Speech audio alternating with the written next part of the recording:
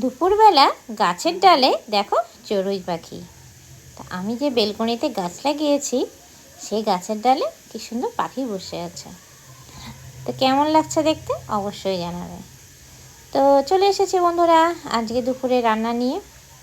তো দেখো আমি আজকে যা যা রান্না করেছি তাই তোমাদের সাথে একটু শেয়ার করছি। তো দেখো প্রথমে দেখালাম আলু পেঁয়াজকলি ভাজা, তারপরে করেছিলাম মুসুরির ডাল। দেখো মুসুরির ডাল করেছি, তারপরে করেছি কষা কষা মাংস। তো এই দেখো